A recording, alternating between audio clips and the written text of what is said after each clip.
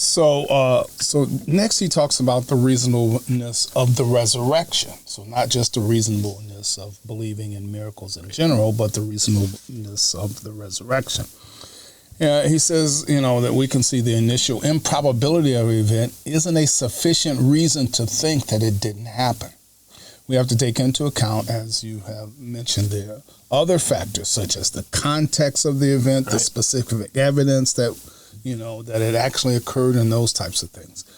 Considered entirely in the abstract with no historical context, someone dying and coming back to life and then sitting on the bus and telling you that they did that is an extraordinarily improbable event, right? But clearly Jesus was no ordinary person, right?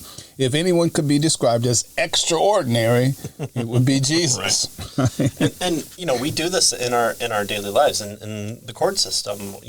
Why are people that have no connection whatsoever with the crime scene brought in to talk about the people who are talking about things? Well, how well have you known this person? What type of character are they? Are they prone to fits of violence? Are they quick to lash out at strangers who they attacked anyone before?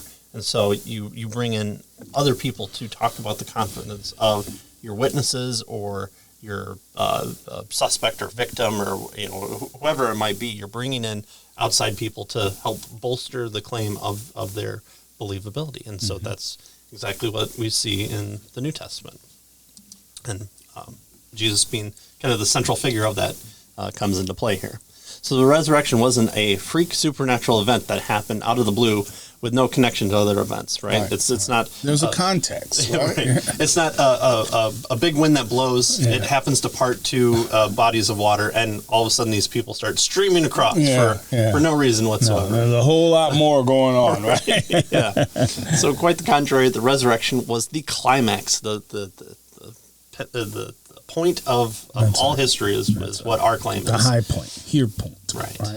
So it was the climax of a series of remarkable events that stretched far back into human history. Genesis 3, pretty much. I mean, obviously way before that for God's perspective, but for us, it kind of comes into play in Genesis 3 there. And in the previous chapter, we talked about this, and then he talked about it, of how Jesus explicitly claimed to be the Messiah, a Savior King, sent from God in fulfillment of numerous Old Testament prophecies. Right. And, some of these prophecies implied that this Messiah would also be raised from the dead. Right, yeah. He gives us one in Psalm 16:10. It says, "You will not abandon me to the realm of the dead, nor will you let your faithful one see decay." Right. Well, that's pretty straightforward.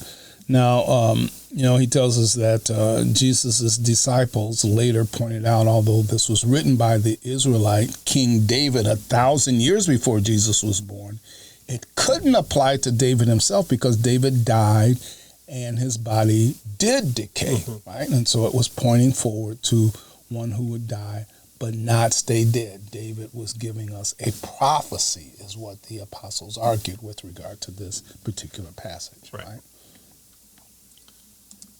So Jesus himself confirmed this expectation by explicitly predicting on several occasions not only that he would be put to death because of his claims, but also that he would rise from the dead. Right. So, in fact, over and over again, he tells his disciples, "I'm gonna rise from the dead." So much so that they think that he's talking in parable form, where he's like, "Listen, I'm going to die. In 3 days, I will rise again." Well, what could he mean by this? Why do you speak in these riddles? And then when he speaks in riddles, in these kind of parallels, he says, if you destroy this temple, I will raise it up in 3 days. Well, he's talking about the temple. He's a terrorist. We need to take him out. That's right. Okay. All right.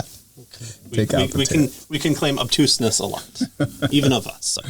Admittedly, the fact that Jesus predicted his own resurrection doesn't prove that the resurrection occurred. But when we put those predictions in context of everything else Jesus said and did, his remarkable teachings, his superlative moral character, his reputation as a miracle worker, it should at least raise our expectations. Again, if we're talking about Plantica, we're bolstering us against defeaters. And That's so right. we're adding to claims that make the probability, I guess, more likely. Well, probability, probably stay away from that term, but more confidence. Yeah, right. So the fact that Jesus was renowned as a healer and a miracle worker, even among his enemies, is, he tells us, particularly significant, right? So to repeat, Jesus was clearly no ordinary man. Even secular historians will concede that Jesus had a well-established reputation as a miraculous healer, an exorcist with supernatural powers over evils, and one who possessed the power even to raise the dead, although historians disagree about how Jesus gained that reputation, right? In other words, they agree that he had the reputation. They're not sure how he got the reputation, right? He paid off people. He was a rich man. That's right. But Anderson tells us that everything we know about Jesus heightens the expectation that his predictions about his own death and resurrection would come true. Right. Right?